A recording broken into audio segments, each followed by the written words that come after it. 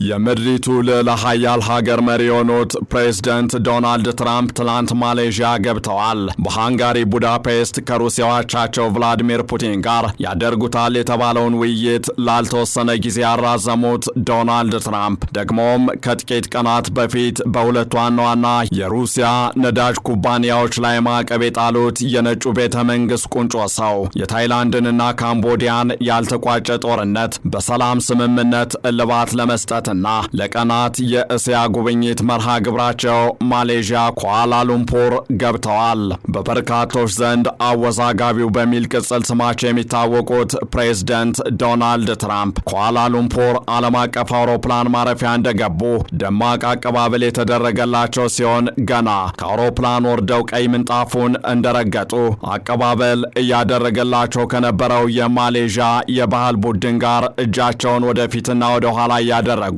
በተለያዩ አጋጣሚዎች የሚደንሷትንና መለያቸው እየሆነች የመጣችውን ዳንስ ደንሰዋል። የ79 ዓመቱ አዛውንት ዶናልድ ትራምፕ በቀዩ ምንጣፍ እየደነሱ ታሪካዊ ሲሉ የጠሩትን የካምቦዲያና የታይላንድ ስምምነትን እያፈራረሙ በዋሉበት ዕለት በአሜሪካም ይሁን በማንኛውም የውጭ ኃይል ለሚፈጠር ጫና ሩሲያ አታጎበድድም ሲሉ ለትራምፕ ማዕቀብ ምላሽ የሰጡት ፑቲን የቶማሃውክ ክሩዝ ሚሳይልን ለዩክሬን መስጠትም ከባድ ዋጋ ያስከፍላል ሲሉ ያስጠነቀቁት የሩሲያው ድብ ቭላዲሚር ፑቲን ደግሞ አይበገሬ ሲሉ የገለጹት አዲስ ኒውክሌር ተሸካሚ ሚሳይል ሙከራ በስኬት ተጠናቋል ሲሉ አስታውቀዋል። ፕሬዝዳንት ቭላዲሚር ፑቲን ሙከራው በስኬት ተጠናቋል ያሉት አዲሱ ሚሳይል የፈለገውን ያህል ርቀት መምዘግዘግና ጠላትን ወደ ትቢያነት የመቀየር አቅም እንዳለው የተገለጸ ሲሆን በፍጥነት ወደ ስምሪት እንዲገባም ፑቲን ትዕዛዝ መስጠታቸው ታውቋል። ለመሆኑ ይህ አዲሱና ፑቲንም በሩሲያ መከላከያ ኃይል ጥቅም ላይ እንዲውል ይሁንታቸውን የሰጡበት ብቻ ሳይሆን ትዕዛዝም ያስተላለፉበት አዲሱ ሚሳኤል ሙከራ በስኬት መጠናቀቅ ለሩሲያ ምን ማለት ነው? አሁን ባለው የጂኦፖለቲካ አሰላለፍና የጦር መሳሪያ ሽቅድድም ውስጥስ ምን ሚና ይኖረዋል? የሚሉትንና ተያያዥ ጉዳዮችን በዕለቱ የዓለም አቀፍ ትንታኔ ዝግጅታችን ልንመለከት ወደድን። ከዓለም አቀፍ የትንታኔ ዘገባ ዝግጅቱ ጋር ታሪኩ ጋሹ ነኝ። ከፍተኛ የኒውክሌር ጦር መሳሪያ ባለቤት የሆነችው ሩሲያ በአሜሪካ የሚመራው አዲሱን የዓለም ስርዓት ተገዳዳሪ ከመሆን አልፋ በአሜሪካ ፈላጭ ቆራጭነት የሚዘወር ዓለም እንዳይኖርና ባለብዙ ወገን አማራጭ ስርዓት እውን እንዲሆን ሚዛን አስጠባቂ ኃይል ሆና ወደፊት መጓዟን ቀጥላለች። ጉልበትና አቅም ያለው የፖለቲካ ጨዋታውን ሕግ በሚያወጣበት ዓለም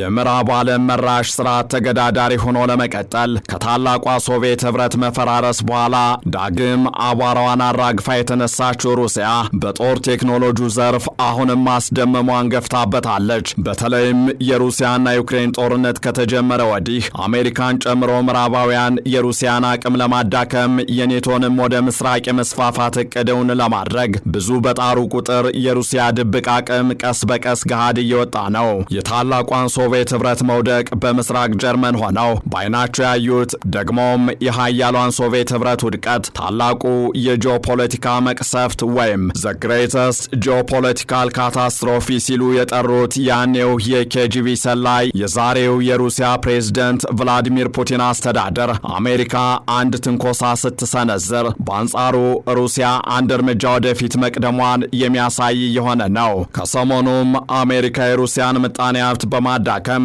የፑቲን አስተዳደር ለድርድር እንዲቀመጥ ያለምን ከ5% በላይ የነዳጅ አቅርቦት በሚሸፍኑት ሮዝኔፍትና ሉኮይል የተባሉ የነዳጅ አምራች ኩባንያዎች ላይ አሜሪካ ማዕቀብ መጣሏን ተከትሎ ሩሲያ በአሜሪካም ይሁን በማንኛውም ውጫዊ ኃይል ጫና አታጎበድድም ያሉት ፑቲን ቡሬቨስትኒክ የተባለውን አዲስና አደገኛ ሚሳይልን ይፋ አድርገዋል። በብዙዎች ዘንድ የሩሲያው ድብ በሚል ቅጽል ስም የሚታወቁት የታላቋ ሶቪየት ህብረት ናፋቂ ደግሞም ስትወድቅ በቁጭት የተንገበገቡላትን ሀገር ሽራፊ መሩ ዘንድ ታሪክ እድል የሰጣቸው ፑቲን የኒውክሌር ሳይንቲስቶቻቸው ጥበብ የቤተ ሙከራቸውም ኪስ ቡሬቨስትኒክ የተሰኘ ሚሳይልን እንካችሁ ብሏል። ፕሬዝዳንት ቭላዲሚር ፑቲን በአውሮፓውያኑ 2024 የቀድሞ የአሜሪካ ፕሬዝዳንት ጆ ባይደን ዩክሬን ከአሜሪካ ያገኘቻቸውን የረዥም ርቀት ሚሳይሎች በሩሲያ ግዛቶች ላይ እንድትጠቀም ፈቃድ መስጠታቸውን ተከትሎ ለአጸፋዊ ምላሽ በፍጥነቱ የመከላከያ ስርዓቶችን ጥሶ በመግባት የተመሰከረለት ነው የተባለለትን ኦሬሽኒክ ሚሳኤል ይፋ ማድረጋቸው የሚታወስ ሲሆን ባይደን ዩክሬንን ለመጥቀም የሰጡት ፈቃድ ጥፋቷን የሚያፋጥን መሆኑን ለማሳየት አለኝ ያላችሁትን ሁሉ ዘመናዊ የመከላከያ ስርዓት ኪቭ ላይ አድርጎና ሞክሩ በማለት በተግባርም ወደ ኪቭ በማምዘግዘግና በማውደም አይበገር ያሉትን ኦሬሽኒክ ሚሳኤል አስተዋውቀው ነበር። አሁን ደግሞ ፑቲን ሐሙስ ዕለት አሜሪካ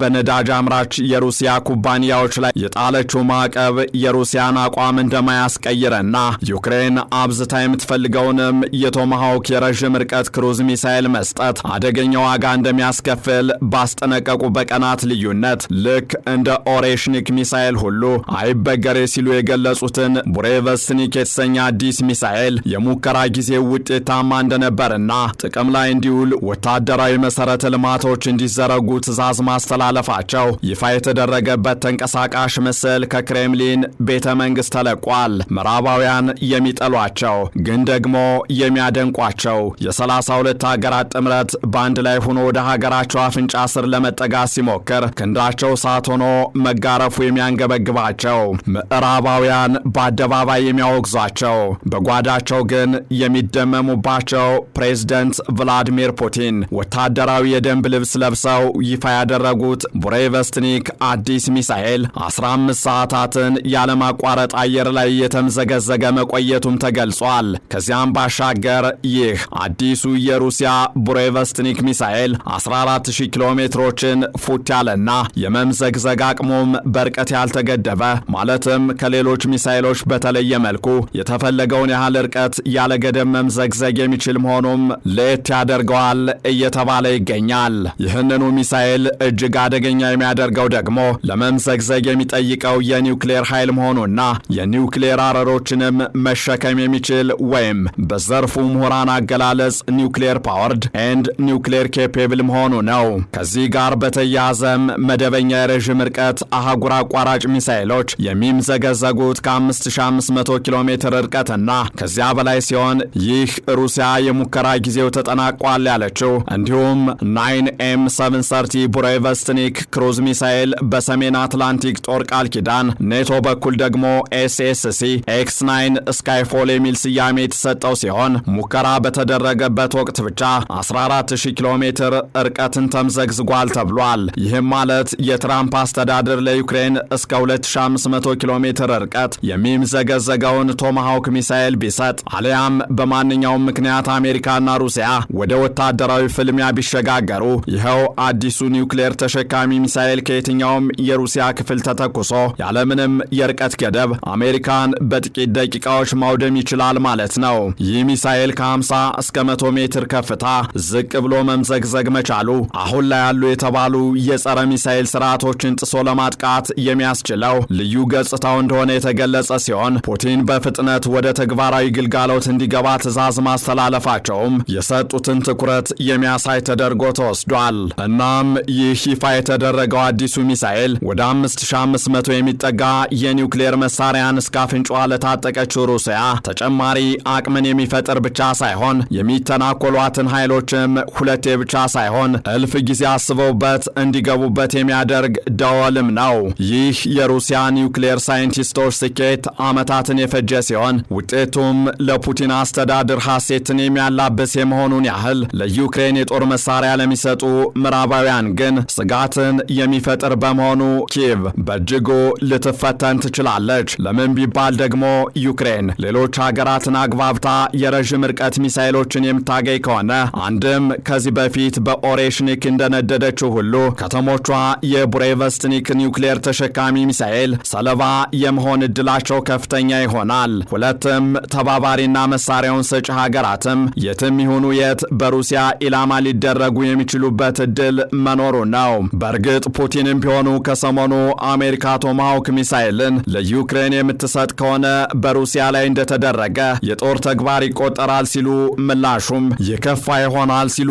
አስጠንቅቀዋል። በሌላ በኩል ደግሞ ሩሲያ ከአውሮፓውያኑ 2018 ጀምሮ ይህንን የኒውክሌር ተሸካሚና በኒውክሌር ኃይል የሚሰራ ቡሬቨስትኒክ ሚሳኤል እውን ለማድረግ ስትሰራ እንደቆየች የተለያዩ የደህንነትና ወታደራዊ ተቋማት እየገለጹ ይገኛሉ። ከነዚህ ተቋማት አንዱ የሆነው የአሜሪካ አየር ኃይል ብሔራዊ የአየርና የህዋ ደህንነት ማዕከል በ2021 ባወጣው ሪፖርት በኒውክሌር ኃይል የሚሰራው ይህ ክሩዝ ሚሳኤል አህጉር አቋራጭ ጥቃቶችን ለመፈጸም ለሩሲያ ልዩና ተጨማሪ አቅምን የሚሰጥ ይሆናል ሲል አስታውቆ ነበር። ጥያቄው ግን ከዚህ በፊት ከ28000 በላይ ማዕቀቦች ተጥለውባት ወደ ኋላ በማለት ፋንታ ማዕቀቡ በበረታባት ቁጥር የበለጠ ልሁስ በመጋባት ጥቃቷን ያጠናከረችውን ሩሲያ ተመሳሳይ የማዕቀብ ፖለቲካን በመከተል ትራምፕ ዩክሬንን ማስጣል ይችላሉ ወይ የሚለው ይሆናል። ይህንን ዓለም አቀፍ ትንታኔ ስናዘጋጅ ሮይተርስ፣ ቢቢሲን እንዲሁም ስካይ ኒውስን በዋቢነት ተጠቅመናል።